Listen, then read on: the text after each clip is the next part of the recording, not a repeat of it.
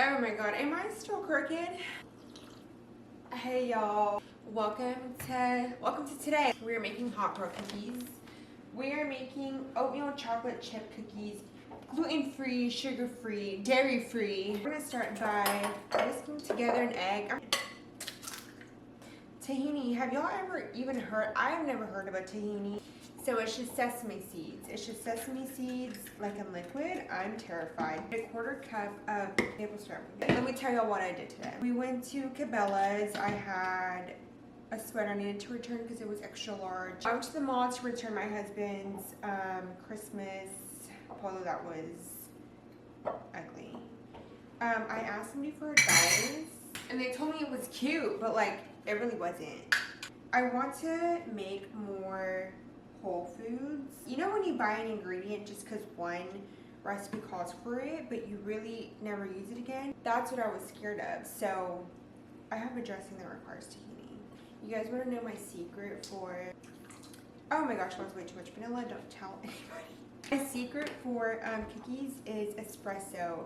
At first I really thought they were just like bologna, but they make them like richer and like nuttier. What are my new plans for the year? What are my aspirations? I want to read a lot more. My sweet honey love got me a Kindle, which I was totally like half-ass joking about, but he surprised me with the Kindle and I'm like, ah, you do listen to me. And his way of telling me yes to things is he's like, you don't need that, and then he buys it for me. Let's talk about love, honestly. Let's talk about love. I'm not one to speak about love, but let me tell you my greatest piece of advice is to heal your trauma before you get in a relationship. Not everyone had a rosy life, okay? Even those in like very high power, they probably also suffered with some hard things. Like hard things is trauma, pretty much. I'm no definition, don't take that as Bible, but anyways, I feel like then you will find true love when you really like love yourself. And to me, that was loving Jesus, because that's who made me. I'm reading this book called The Body Keeps the Score, and I call it my trauma book because that's basically what it is about. Like, I wanted it to tell me about my gut issues. I really honestly just, okay, let me tell you what happened. One time I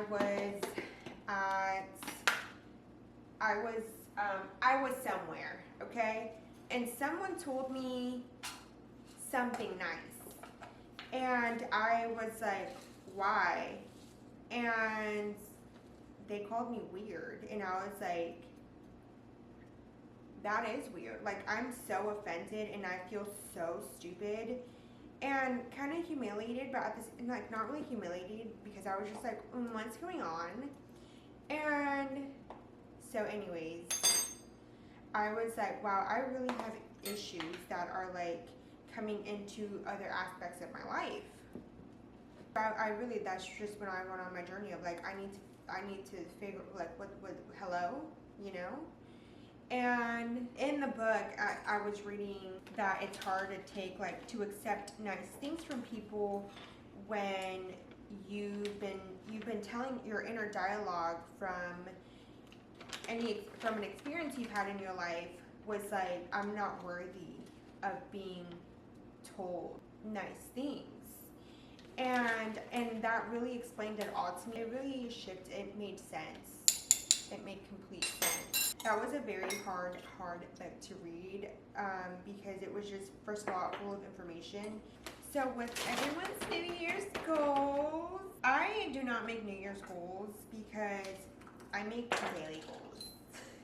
I honestly do. Anytime I think of a goal, I'm like, I need to write that down. I mean, I feel like I don't need a new year to change. I just need like an event, like something. I just need anything to change. I really learned that by starting change. First of all, change starts with you. If you're dealing with something hard, like, it starts with you. And there's like two ways to that. Don't take me as your therapist, please, to the one person watching this. But I feel like for me, I've tried to, like, whenever you're not in control of yourself, you try and control your situation, you know? And I feel like a lot of people need to hear that. This doesn't look right, you guys. Hello? This looks... That's what she said, though. That's what she said. I feel like I really need to listen to more audiobooks. I like listening to really dumb podcasts just because they're funny. I feel like you need that. Whenever I was postpartum, I was really depressed. I was so exhausted. I would watch comedy to help cope with that. I was supposed to do yoga. Here I am making cookies.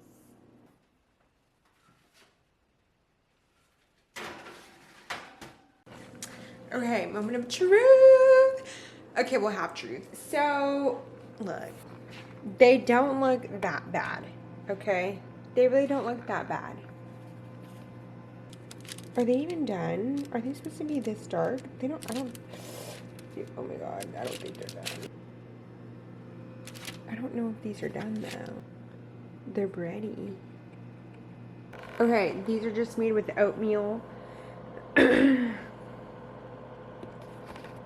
Why do you look petrified? Oh, and almond flour. A little bit of almond flour.